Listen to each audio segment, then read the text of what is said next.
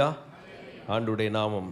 இந்த நாளிலும் ஆண்டவர் எனக்குள்ள கொடுத்த அந்த வார்த்தை நீதிமொழிகள் 4ஆம் அதிகாரம் 23ஆம் வசனத்தை வாசிக்க நாம் கேட்கும்போது, எல்லா காவலோடும் உன் இருதயத்தை காத்துக்கொள், அதனிடத்திலிருந்து ஜீவ ஊற்று புறப்படும்.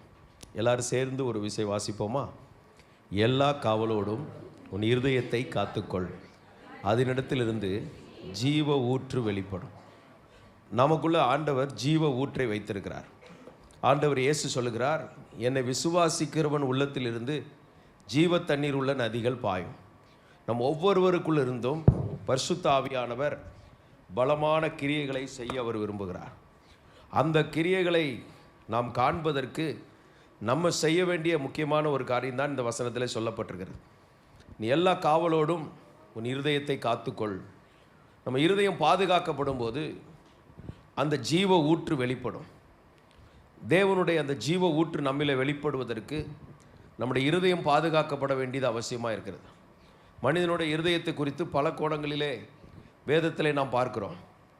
அதனால் முதலாவது இந்த எல்லா காவல்ங்கிறதுல இருந்து சில காரியங்களை நம்ம பார்க்கும்போது, நான் வேகமாக வசனங்களை மட்டும் சொல்லுகிறேன், எடுத்து வாசிப்பதற்கு நமக்கு நேரம் போதாது. முதலாவது இருதயத்தை காத்துக்கொள்ள வேண்டும். பலவிதமான காவல், நாம் எல்லாரும் காவல்காரர்களாக இருக்கிறோம். முதலாவது நம் வாழ்க்கை ஆசீர்வதிக்கப்பட ஒரு ஜீவ ஊற்று வெளிப்படுகிற இடத்துல இருக்க வேண்டும் என்றால் இருதயத்தை காத்துக்கொள்ள வேண்டும். அடுத்தபடியாக லேவியராகமம் 6:12-13 பலிபீடத்தின் காவல், பலிபீடத்திலே நெருப்பு அணையாமல் அது பாதுகாக்கப்பட வேண்டும். ஒவ்வொருவருக்குள்ளும் ஒரு ஆவிக்குரிய பலிபீடத்தை தேவன் வைத்திருக்கிறார். நமக்குள்ளே ஒரு உள்ளான பலிபீடம் இருக்கிறது. அந்த பலிபீடத்திலே அக்கினி பற்றி எரிந்து கொண்டே இருக்க வேண்டும். அந்த பலிபீடத்திலே நெருப்பு அவிந்து போய்விடக்கூடாது.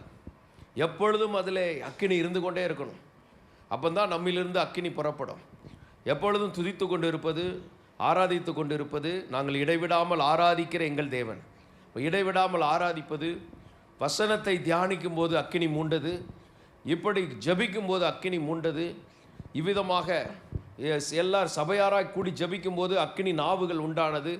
இந்த பலிபீடத்தை பாதுகாக்க வேண்டும். தனிப்பட்ட பலிபீடம், குடும்பத்தின் பலிபீடம், சபையின் பலிபீடம், இவைகளை நாம் பாதுகாக்க வேண்டும். என்னாகமம் 18ஆம் அதிகாரம் 5ஆம் வசனத்திலே தேவனுடைய ஆலயத்தை காக்க வேண்டும் என்று ஆண்டவர் சொல்லுகிறார். ஆலய காவல் பாதுகாக்க வேண்டும். நம்முடைய வாழ்க்கையில் ஆவிக்குரிய ஜீவியத்தை நாம் எடுத்துக்கொள்ளலாம். ஒவ்வொரு வாழ்க்கையிலும் ஆவிக்குரிய ஜீவியம் அனலாக இருந்தால் மட்டும் போதாது. அதில் தேவனுக்கு கொடுக்க வேண்டிய பலிகள் செலுத்தப்பட வேண்டும். தேவனுக்குரிய மகிமை அவருக்கு செலுத்தப்பட வேண்டும். தேவ சமூகத்திலே காத்திருக்க வேண்டும். அங்கே ஆசரிப்பு கூடாரத்தில் இருந்த ஒவ்வொரு அனுபவங்களிலே நாம் தினமும் கடந்து செல்ல வேண்டும். அங்கே தண்ணீர் தொட்டி சுத்திகரிப்பின் அனுபவம், அங்கே பலிபீடம் அர்ப்பணிப்பின் அனுபவம், ஸ்தோத்திரம் அப்ப மேஜை வசன தியானத்தின் அனுபவம், மகா பரிசுத்த ஸ்தலத்துக்குள்ளே போகும்போது அங்கே கேருபீன்கள் அவரை ஆராதிக்கிற அனுபவம், இப்படிப்பட்ட அனுபவங்களிலே இந்த ஆலய காவல் காக்க வேண்டும். ஆண்டவருடைய பரிசுத்த நாமம் மகிமைப்படுவதாக. உபாகமம் 4:23 உடன்படிக்கையின் காவலை குறித்து சொல்லப்பட்டிருக்கிறது. உடன்படிக்கை, அதை நாம் பாதுகாக்க வேண்டும். நீங்களும் நானும் இப்பொழுது இருப்பது புது உடன்படிக்கையில் இருக்கிறோம். இயேசு நமக்காக இரத்தம் சிந்தினார். நம்மேல் இருந்த பாவங்கள், சாபங்கள், வியாதிகள், தரித்திரங்கள், சூனியங்கள், மந்திரங்களை அவர் முறியடித்து நமக்கு ஜெயத்தை கொடுத்திருக்கிறார். இப்போ நாம் புது உடன்படிக்கை, அதன் அடையாளமாக தான் நாம் நினைவு கூற கர்த்தருடைய பந்தியிலே பங்கெடுக்கிறோம். இந்த உடன்படிக்கையை பாதுகாத்து கொள்ள வேண்டும். அவர் எனக்காக மரித்தார். நமக்கு அவர் சொல்லியிருக்கிறார், நீங்கள் போய் சுவிசேஷத்தை சொல்லுங்கள், சீசராக்குங்கள், பூலோகத்தின் கடைசி வரை இந்த நற்செய்தி பரவ வேண்டும் என்று அவர் சொன்னதை பார்க்கிறோம். எனவே இப்படிப்பட்ட அந்த உடன்படிக்கை காவலை நாம் காக்க வேண்டும். ஸ்தோத்திரம். சங்கீதம் 119:11 தேவனுடைய வார்த்தையை நாம் காக்க வேண்டியது அவசியமாக இருக்கிறோம். தேவனுடைய வார்த்தை நம் வாழ்க்கையில் பாதுகாக்கப்பட வேண்டும். 119:11 சொல்லப்பட்டிருக்கு, நான் உமக்கு விரோதமாய் பாவம் செய்யாதபடிக்கு உம்முடைய வாக்கை என் இருதயத்தில் வைத்தேன். ஒவ்வொரு தேவனுடைய வார்த்தையும் ஒவ்வொருவரும் பாதுகாக்க வேண்டியது அவசியமாக இருக்கிறது. இப்படிப்பட்ட காவல்களை எல்லாம் காக்கிற காவல்காரர்களாய் கர்த்தர் நம்ம வைத்திருக்கிறார். தேவனுடைய காரியங்களில் இதெல்லாம் பாதுகாக்கணும். இவைகளில் நம்ம கவனக்குறைவாக இருக்கும்போது அதில் பல பிரச்சனைகள் இருக்கிறது. ஒரு வாகனத்தில் செல்கிறோம் என்றால் கவனிக்க வேண்டிய நிறைய பகுதிகள் இருக்குது. அந்த வாகனத்தில் டீசல் இருக்குதான்னு பார்க்கணும், அந்த வண்டியில் ஸ்தோத்திரம் இன்ஜின் ஆயில் இருக்குதான்னு பார்க்கணும், ரேடியேட்டர் வாட்டர் இருக்குதான்னு பார்க்கணும், பேட்ரி கண்டிஷன் சரியாக இருக்கான்னு பார்க்கணும், ஏர்லாம் கரெக்டாக இருக்குதான்னு பார்க்கணும், விண்டோஸ்லாம் க்ளோஸ் பண்ணப்பட்டிருக்கான்னு பார்க்கணும். ஒரு விண்டோ திறந்துருந்தால் கூட போது சவுண்டு வந்துடும். இதே போல் நம்முடைய ஆவிக்குரிய ஜீவியத்தை மிகவும் கவனத்தோடு பாதுகாக்க வேண்டிய பொறுப்பை தேவன் நமக்கு வைத்திருக்கிறார்.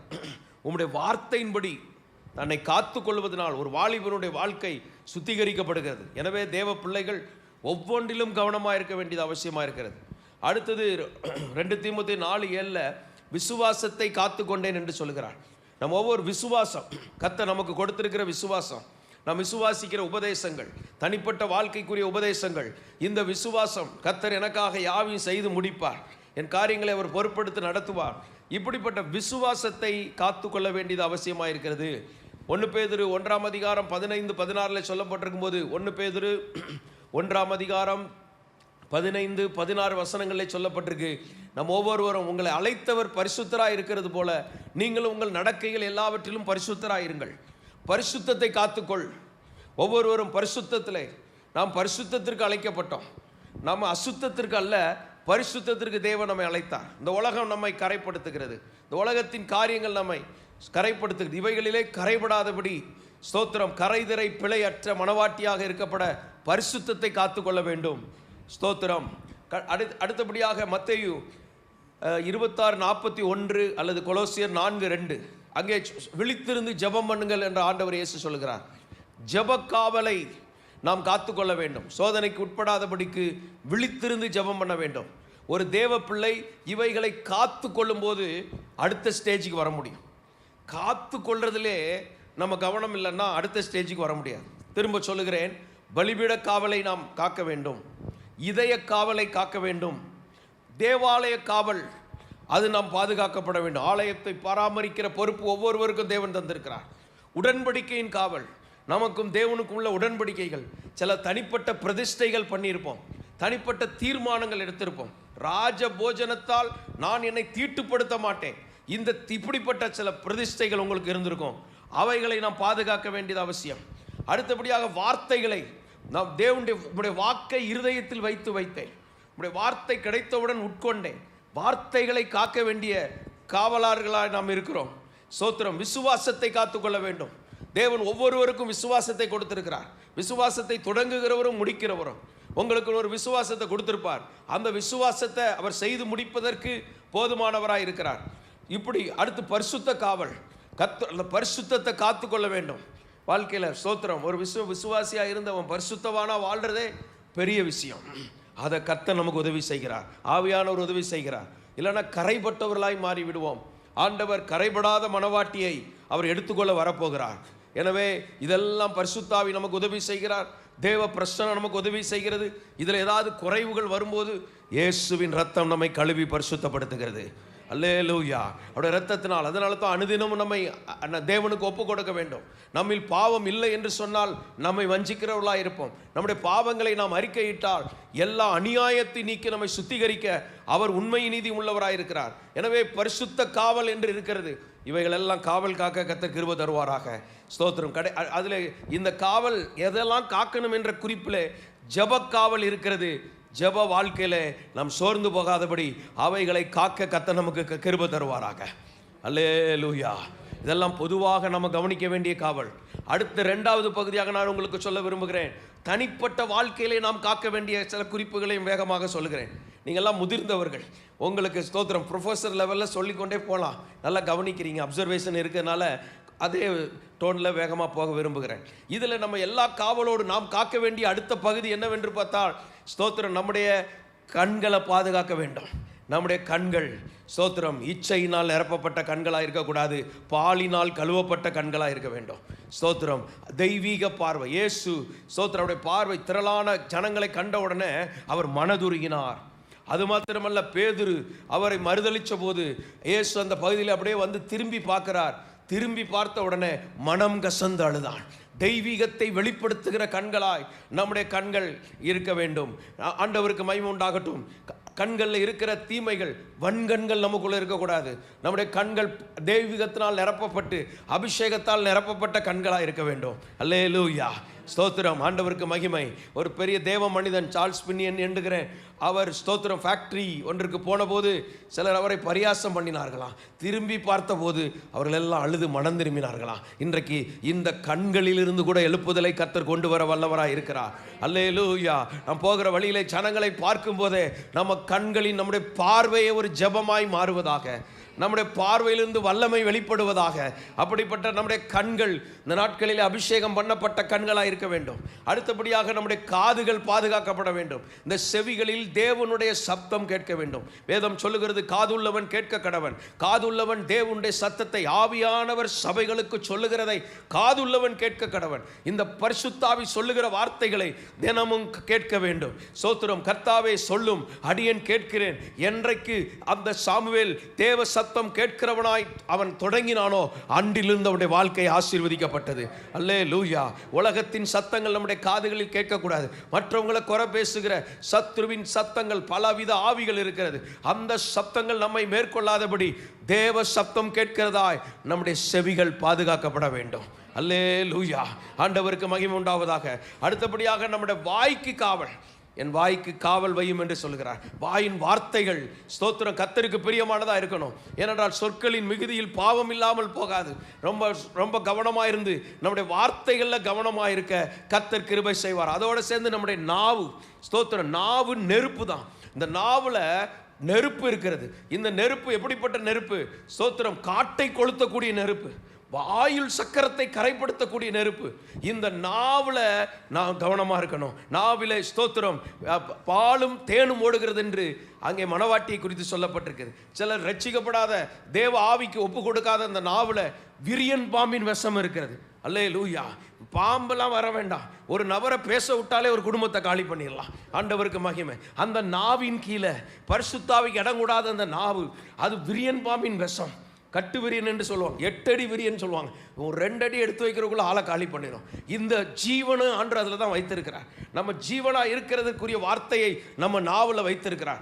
மரணத்தையும் அதில் தான் வைத்திருக்கிறார். பரிசுத்தாவிக்கு இடம் கொடுக்கும்போது ஜீவன் நம்மிலிருந்து வெளிப்பட்டுக்கிட்டே இருக்கும், விடுதலை வெளிப்பட்டுக்கிட்டே இருக்கும், அற்புதங்கள் நடந்து கொண்டே இருக்கும், ஆசீர்வாதங்கள் வந்து கொண்டே இருக்கும். ஆனால் சத்துரு உள்ள வந்துட்டா அங்கிருந்து பார்த்தீங்கன்னா மரணங்கள் வெளிப்பட ஆரம்பிச்சிடும். இன்றைக்கு நம்ம நாவெல்லாம் அதனால தான் இயேசு எல்லாரையும் நீங்கள் எருசலேமில் போய் காத்திருங்கள் என்று சொன்னார். அவர்கள் எல்லாம் காத்திருந்த போது பரிசுத்தாவி வந்து இறங்கினார். அவர்கள் எல்லாருக்கும் அக்கினிமயமான நாவு கொடுக்கப்பட்டது. அல்லேலூயா. இன்றைக்கு தேவ பிள்ளை, உன் நாவை நீ காத்துக்கொள்ள வேண்டும். அதற்கு பிராக்டிஸ் பண்ணுகிற இடம், பயிற்சி மையம் முதலாவது நம்முடைய வீடு தான் டெமோ பண்ற இடமா இருக்கிறது. பிள்ளைகள், பெற்றோர், தாய், தகப்பன், கணவன், மனைவி ஒருவருக்கொருவர் பேசுகிற வார்த்தைகள்ல என்ன வெளிப்படுகிறது என்று பார்க்க வேண்டும். அங்கே விரியன் பாம்பின் விஷங்கள் வெளிப்படுகிறதா? அது கொன்றுவிடும். ஆண்டவருக்கு மகிமை உண்டு. அது பாலும் தேனும் ஓடுகிறதா? அது தெய்வீகம். அந்த குடும்பத்திற்கு ஆகாரமாய் ஆசீர்வாதமாய் இருக்கும். அங்கே தேவனுடைய அக்கினி நாவுகள் இருக்கிறதா? அங்கே வரங்கள், கிருபைகள், கனிகள், ஆசீர்வாதங்கள் வெளிப்படும். இன்றைக்கு தேவ சபைக்கு, கடைசி கால சபைக்கு கர்த்தர் கொடுக்கிற அந்த ஆசீர்வாதம் என்னன்னு பார்த்தீங்கன்னா, அது நல்ல அக்கினி நாவுகள். அல்லேலூயா. ஊழியம் செய்கிறவர்களுக்கு அக்கினி நாவு தேவை. ஸ்தோத்திரம். சபைக்காக ஜெபிக்கும் போது அக்கினி நாவு, சிறுவர் ஊழியத்தை செய்ய அக்கினி நாவு, வாலிபர் ஊழியத்தை செய்ய அக்கினி நாவு, இந்த ரிப்ளிகேஷன் ஊழியங்களை செய்ய கிராமங்களுக்கு போக, பட்டணங்களுக்கு போக, வீடுகளுக்குள்ள செல்லுகிறவங்களுக்கு அக்கினி நாவு வெளிப்படும் போது அங்கே இருக்கிற தீய கிரியைகள் எல்லாம் சுட்டரிக்கப்படும். அல்லேலூயா. இந்த சத்திய அக்கினி நாவு பேதுருக்கு கிடைத்த போது ஸ்தோத்திரம், அதற்கு முன்பாக அவன் மறுதலிக்கிறவனா இருந்தான். இந்த அக்கினி நாவு கிடைத்த பின்பு அவன் பரிசுத்தாவின் நிரம்பி பேசும்போது 3000 பேர் ரட்சிக்கப்பட்டார்கள். இன்றைக்கு சபைக்குள்ள இருந்து இந்த அக்கினி நாவு வெளிப்படும் போது ஆயிரக்கணக்கில் ஜனங்கள் ரட்சிக்கப்பட போகிறார்கள். அல்லேலூயா. இந்த கடைசி காலத்தில் உங்க சபையின் பங்களிப்பு இந்த டெல்லி பகுதியிலும், வட இந்தியாவிலும், இந்திய தேசத்திலும் பெரிய ஒரு இடத்தை கர்த்தர் உங்களுக்கு வைத்திருக்கிறார். அதை நோக்கி நீங்க செல்ல நமக்கு தேவை அக்கினி நாவு. நம்முடைய நாவுகள் பாதுகாக்கப்பட வேண்டும். அடுத்தபடியாக சிந்தை பாதுகாக்கப்பட வேண்டும். சிந்தை, ஒரு நாளைக்கு ஒரு மனிதன் 50,000 to 70,000 சிந்திக்கிறானா. அந்த சிந்தனைகளை பற்றி நான் பல இடங்களில் ஆராய்ந்து பார்க்கும்போது சிலர் சொல்றாங்க 50-50 தான், 50% நல்லா தான் இருக்கும், மீதி எல்லாம் மோசமானதாக இருக்குது. சிலர் சொல்கிறான் 10% தான் நல்லா இருக்குங்க, சிலர் சொல்கிறான் 30%ங்கிறான். இந்த சிந்தனை ஸ்தோத்திரம். அவன் நினைவு எப்படி இருக்கிறதோ அப்படிதான் அவன் இருக்கிறான். சில நம்ம எப்படி இருக்கிறோம்? நினைவு. இன்றைக்கு வேதம் சொல்லுகிறது, உண்மை உள்ளவைகள், ஒழுக்கம் உள்ளவைகள், கற்புள்ளவைகள், புண்ணியம், புகழ், இவைகளையே சிந்தித்துக் கொண்டிருங்கள். பவுல் சொல்லுகிறார், எங்களுக்கோ தேவனுடைய கிறிஸ்துவின் சிந்தை உண்டாயிருக்கிறது. இந்த சிந்தை மண்டலத்தை ஆவியானவர் ஆட்கொள்ள நம்முடைய வாழ்க்கை தேவன் எதிர்பார்க்கிற இடத்திற்கு வரும். அல்லேலூயா. இன்றைக்கு சிந்தை மண்டலத்தில் பரிசுத்த ஆவி ஆளுகை செய்வாராக. அப்படியே வலது கரத்தை உயர்த்தி ஒரு ஜெபம் பண்ணுங்க. இயேசுவின் நாமத்தில் எங்க சிந்தை மண்டலத்தில் பரிசுத்த ஆவியானவர் உலாவுவீராக. அதில் இருக்கிற அசுசிகள் அகன்று போகட்டும். அதில் இருக்கிற அந்நிய கிரியைகள் முறிக்கப்படட்டும். இயேசுவின் நாமத்தில் இந்த நுகங்கள், போராட்ட கட்டுகள் உடைக்கப்படுவதாக இயேசுவின் நாமத்தில். அல்லேலூயா. ஆண்டவருக்கு மகிமை. அடுத்து நம்ம மனது, நம்ம ஆவியை காத்துக்கொள்ளணும். இந்த ஆவி, இயேசு கிறிஸ்து சொல்லுகிறார், நீங்கள் இன்ன ஆவி உடையவர்கள் என்று அறியீர்களா? என்ன ஆவி நமக்குள்ள இருக்குது? என்ன ஸ்பிரிட் நமக்குள்ள இருக்குது? சுய பரிசோதனை செய்ய வேண்டும். என் ஆவி என்னெல்லாம் பண்ணிச்சு? சில நேரம் பாருங்கள், அடுத்தவங்களை நம்ம க்ளீனாக பார்ப்போம். இயல்பாக மனுஷனுடைய காரியம் ஐ எம் ஓகேங்கிற மைண்ட் செட்டில் இருப்போம். இன்றைக்கு தேவன் நமக்கு சொல்லுகிறது போல, நீங்கள் இன்ன ஆவி உடையவர்கள் என்று அறியீர்களா? இயேசுவோடே இருந்து, மீட்பர் கூட இருந்து, ரட்சகர் கூடவே இருந்துட்டு அவன் சொல்கிறான், அந்த பட்டணத்தை நம்ம அழிச்சிருவோம். அழிக்கிறது உமக்கு சித்தமானு வேற வந்து கேட்குறான். ஆண்டவருக்கு மகிமை. இன்ன ஆவி இன்றைக்கு ஆண்டவர் இங்கே வைத்திருப்பது யாரையும் அழிப்பதற்கல்ல, ரட்சிப்பதற்கு வந்திருக்கிறார். பாவிகளை ரட்சிக்க கிறிஸ்து இயேசு உலகத்தில் வந்தார். பாவிகளை ரட்சிக்க அவர் நமக்குள் இருக்கிறார். பாவிகளை ரட்சிக்க அவர் நம்மிலிருந்து பேசுகிறார். பாவிகளை ரட்சிக்க நமக்குள்ள கிருபையை கொடுத்திருக்கிறார். பாவிகளை ரட்சிக்க நமக்குள்ள வரங்களை கொடுத்திருக்கிறார். அபிஷேகத்தை கொடுத்திருக்கிறார். வல்லமையை கொடுத்திருக்கிறார். பாரத்தை கொடுத்திருக்கிறார். இதெல்லாம் எதற்கு? தேவ தரிசனம். ஒருவரும் கெட்டு போக கூடாது, எல்லாரும் ரட்சிக்கப்படணும். இதற்காக தான் தேவன் நம்மை வைத்திருக்கிறார். இந்த திட்டத்தோடு இணைந்து போகும்போதுதான் அந்த ஊற்றுகள் வெளிப்படுகிற இடத்துல இதெல்லாம் முதல்ல அடித்தளத்தில் நமக்குள்ள இருக்கிற இந்த குறைபாடுகளை சீர்படுத்த கர்த்தர் உதவி செய்வாராக. அடுத்து கைகளில் காத்துக்கொள்ளணும். செயல்கள், கிரியைகள், அவனவனுடைய கிரியைகளுக்கு தக்க அவனவனுக்கு நான் அளிக்கும் பலன். நம்முடைய செயல்களை ஆராய்ந்து பார்க்க வேண்டும். அதற்கெல்லாம் நித்திய பலனுக்கு ஏதுவான செயல்களை செய்ய கிருபை தருவாராக. அடுத்து நம்ம கால்களை பாதுகாக்க வேண்டும். நம்முடைய போகும் இடம், வழியை, துன்மார்க்கனின் வழியை, நீதிமான்களின் வழியை கர்த்தர் அறிந்திருக்கிறார். பாவிகளின் வழிகள்லாம் அழியும். இன்றைக்கு சரியான பாதையில், கர்த்தருடைய பாதையில் செல்ல கர்த்தர் கிருபை தருவாராக. நம்முடைய பாதைகளை அவர் ஆராய்ந்து பார்க்கிறார். நம்ம ஒவ்வொருடைய வாழ்க்கையிலும் நம்முடைய பாதைகள் ரொம்ப முக்கியம். சொந்த பாதையில் கண்களின் காட்சியிலே நட, நியாயத்தில் கொண்டு வருவார். சோத்திரம். சுயமா போகும்போது அங்கே சிக்கல். லோத்து பார்த்தான், பசுமையா தெரிந்தது, கர்த்தருடைய தோட்டம் போலவே தெரிந்தது. தோட்டம் அல்ல, தோட்டம் போல விசுவாசி சில மாயான காட்சிகளை தருவான். மாயான காரியங்களுக்குள்ள மனதை கொண்டு போய் வஞ்சிக்க பார்ப்பான். தேவ பிள்ளை கவனமா இருக்கணும். இயேசு கிறிஸ்துவுக்கு முழு உலகத்தையும் ஒரு நிமிஷத்துல காமிச்சான்.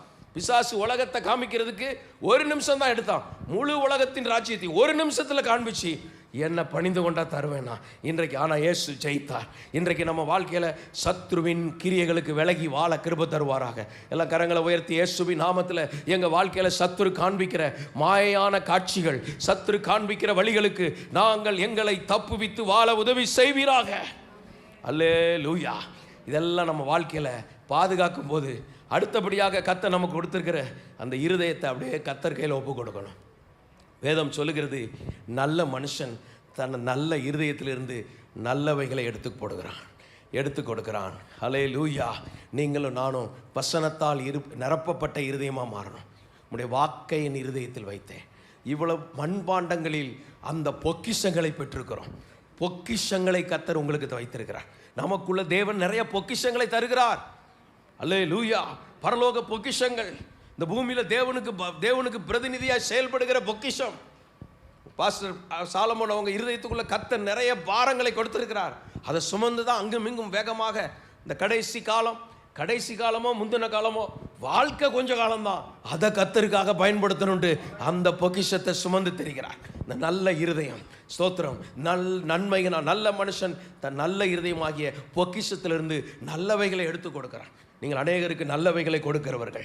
அல்லேலூயா. நம்மிலிருந்து அநேகருக்கு நல்லவைகள் புறப்பட வேண்டும். பொல்லாத மனுஷன் தன் பொல்லாத இருதயத்திலிருந்து பொல்லாதவைகளை கொடுக்கிறான். ஸ்தோத்திரம். சில இருதயம் மாம்ச இருதயம், மாம்சத்துக்கு ஏதுவான கிரியைகள் உள்ள இருதயமான நம்ம இருதயம் இருக்கக்கூடாது. மாம்சத்தின் கிரியைகள் வெளியரங்கமாக இருக்குது, அவைகள் நம்ம இருதயத்திலிருந்து வெளிப்படக்கூடாது. அதான் கிறிஸ்துவை உடையவன் தங்களையும் தங்கள் ஆசை இச்சைகளையும் சிலுவையில் அறைந்திருக்கார்கள். இன்னைக்கு இருக்கிற எல்லாருக்குள்ள ஜீவ ஊற்று வெளிப்படணும்னா நம்ம மாம்சத்தின் கிரியைகள் எல்லாம் அந்த பழைய மனுஷன் சிலுவையில் அறையப்படணும். எல்லா கரங்களை உயர்த்தி ஒரு ஜெபம் பண்ணுங்க. இயேசுவின் நாமத்தில் என் வாழ்க்கையில் இருக்கிற பழைய மனுஷன், பழைய ஸ்பாவங்கள், என் இருதயத்துக்குள்ள இருக்கிற, இருதயத்திலிருந்து புறப்படுகிற இப்படிப்பட்ட அசுசியான பொல்லாத காரியங்கள் எங்க வாழ்க்கைக்குள்ள வராதபடி பரிசுத்த ஆவி எங்களை விடுதலையாக்குவீராக. அல்லேலூயா. ஸ்தோத்திரம், ஸ்தோத்திரம். ஆண்டவர் இயேசு சொல்கிறார், இருதயத்தில் சுத்தம் உள்ளவர்கள் பாக்கியவான்கள். அந்த சுத்தமுள்ள இருதயம் தேவனை பார்க்கும். அல்லேலூயா. ஒரு கண்ணாடியில் நம்ம முகம் தெரியும்னா கூட அது சுத்தமாக இருக்கணும். அந்த கண்ணாடி சுத்தம், அதில் சுத்தம் இல்லைன்னா நம்ம போய் நின்னாலும் ஒன்றும் தெரியாது. இன்றைக்கு இருதயத்தில் சுத்தமாக வரும்போது ஆண்டவர் மாற்றத்தை கொடுக்கிறார். அந்த இருதயம் தேவனையே பிரதிபலிக்கிற இருதயமாய் கர்த்தர் மாற்றுகிறார். இந்த இருதயத்தை சுத்திகரிக்க சுத்திகரிக்க தேவன் நம்மிலே வெளிப்பட்டு அநேகரதை காண கர்த்தர் உதவி செய்வார். விசுவாசிக்கிறீங்களா? அல்லேலூயா. ஆண்டவருக்கு மகிமை உண்டாவதாக. அதனால நம்ம இருதயம் தேவனுக்கு உகந்த இருதயமாய் இருக்கத்தக்க பரிசுத்த ஆவி நம்மை பலப்படுத்துவாராக. எல்லா காவலோடும் உன் இருதயத்தை காத்துக்கொள். அதனிடத்திலிருந்து ஜீவ ஊற்று வெளிப்படும். இருதயத்தை காத்துக்கொள்ள என்ன செய்யணும்? ஸ்தோத்திரம். நம்ம இருதயம் எப்போதும் சுத்தமாக பாதுகாக்கப்படணும்னா தேவனுடைய வார்த்தை அங்கே இருக்கணும். சங்கீதம் 119:11, 2 எபேசியர் 3:17 கிறிஸ்து இருதயத்தில் இருக்கணும். இந்த இருதயத்துக்குள்ளே இயேசு, என்னைக்கு இயேசுவே உள்ளத்தில் வாருன்னு சொன்னோமோ அவர் நமக்குள்ளே இருக்கிறார். நமக்குள்ளே இருக்கிற இயேசு நம்மை நடத்துகிறவராக இருக்க வேண்டும். அடுத்து முழு இருதயத்தோடு கர்த்தரை நம்ப வேண்டும். அல்லேலூயா. நீதிமொழிகள் 3:5 நீ கர்த்தரிடத்தில் நீ முழு இருதயத்தோட நம்பிக்கையாயிரு. ஸ்தோத்திரம். இருதயம் கர்த்தரை நம்புகிற இருதயமாக இருக்கணும். இந்த இருதயம் மாற்றம் அடைந்து ஊற்றுகள் வெளிப்படணும்னா இந்த இருதயம் கர்த்தரை நம்புகிற இருதயமாக இருக்கணும். ஸ்தோத்திரம். கொலோசியர் 3:15 இந்த இருதயத்தில் சமாதானம் ஆளுகை செய்யணும். நம்ம இருதயங்களில் தேவ சமாதானம் ஆளுகை செய்யணும். இந்த இருதயத்தில் டிஸ்டர்ப் இருக்கக்கூடாது. அப்படியே ஒரு தேவ சமாதானம் நமக்குள்ளே இருக்கணும். எபிரேயர் 12:15 இருதயத்தில் கசப்புக்கு இடக்கூடிய யாதொரு கசப்பான வேறு உண்டாகி தீட்டுப்படுறதுனால அது கலக்கம் உண்டாகி அநேகரை தீட்டுப்படுத்தும். யாரை பற்றியாவது கசப்புகளை சுமந்து கொண்டு இருக்கக்கூடாது. கசப்பை சுமந்துட்டு காரில் போய், கசப்பை சுமந்துட்டு வேலைக்கு போய், கசப்பை சுமந்துட்டு எல்லா இடங்களுக்கும் போனால் இந்த இருதயத்தின் கசப்பு அநேகரை தீட்டுப்படுத்திடும். இந்த இருதயத்துக்குள்ள இந்த அவைகள் எல்லாம் பிடுங்கி எடுக்கப்படணும். தேவன் விரும்பாத எந்த காரியங்கள் என் இருதயத்துக்குள்ளே இருக்கக்கூடாது. எல்லாம் ஒரு நிமிஷம் அப்படி ஜெபம் பண்ணிருங்க. இயேசுவின் நாமத்தில் என் இருதயத்துக்குள்ளே யாரை குறித்தும் எதை குறித்தும் கசப்பான வேர்கள் இருக்கக்கூடாது. இன்றைக்கு அந்த விடுதலை வருவதாக, இன்றைக்கு அந்த கிருபை வருவதாக. இயேசுவே எங்களுக்கு உதவி செய்ய வேண்டும் என்று ஜெபிக்கிறோம். அடுத்து மார்க் 11:23 சந்தேகப்படாமல் விசுவாசிக்கிற இருதயமாக இருக்கணும். இருதயத்தில் சந்தேகப்படாமல் விசுவாசித்தா மலையெல்லாம் நீங்கள் புரட்டி தள்ளிடுவீங்க. வாழ்க்கையில் இருக்கிற தடைகள் எல்லாம் தள்ளுவீங்க. இன்னைக்கு அந்த விசுவாசம் உள்ள இருதயமாக இருக்க கர்த்தர் கிருபை தருவாராக. எல்லாம் கர்த்தர் அப்படியே ஜெபம் பண்ணிருங்க. இயேசுவின் நாமத்தில் எங்களுக்குள்ள இந்த கிருபைகளை தருவீராக. இயேசுவே எங்கள் வாழ்க்கையில் இருக்கிற தடை என்கிற மலைகள், எந்த மலைகள் இருக்குதோ அதெல்லாம் மாறட்டும். நீங்கள் விசுவாசத்தோடு சொல்லுங்களேன். கரங்களை உயர்த்தி சொல்லுங்கள், கரங்களை சுற்றி சொல்லுங்கள். இப்போ நீர் எனக்குள்ளே இருக்கிறீர். என் இருதயத்தில் நான் உம்மை விசுவாசித்து சொல்லுகிறேன். என் வழிகளில் இருக்கிற தடைகள் மாறுவதாக, என் பாதைகளில் இருக்கிற கோணல்கள் மாறுவதாக, என் நன்மைகளை பிடித்து வைத்திருக்கிற அந்த சத்ருவின் கையிலிருந்து எங்கள் நன்மைகளை விடுவிக்கிறோம். இயேசுவின் நாமத்தில் தேவனிடத்திலிருந்து வருகிற எல்லா நன்மைகளை பெற்றுக்கொள்கிறோம். அல்லேலூயா. ஸ்தோத்திரம். இந்த இருதயத்தில் அந்த ஜீவனை கர்த்தர் வச்சிருக்கிறார். ஜீவ ஊற்று இருக்கிறது. இந்த இருதயம் அப்படியே பாதுகாக்கப்படும் போது உள்ளே இருந்து புறப்படும் பாருங்க ஊற்றுகள். இந்த ஆர்டிசியன் ஊற்றுன்னு சொல்கிறாங்க. அந்த இடத்துல போர்களை போட்டால் அந்த தண்ணி பீறிட்டு வருகிறது. இங்கே வந்திருக்கிற ஒவ்வொருவருக்குள்ளும் அப்படிப்பட்ட ஊற்றை கர்த்தர் வைத்திருக்கிறார். அதைத்தான் இயேசு சொன்னார், என்னை விசுவாசிக்கிறவன் உள்ளத்தில் இருந்து. இந்த கிணத்து தண்ணீரை குடிக்கிறவனுக்கு திரும்ப திரும்ப தாகம் எடுக்கும்.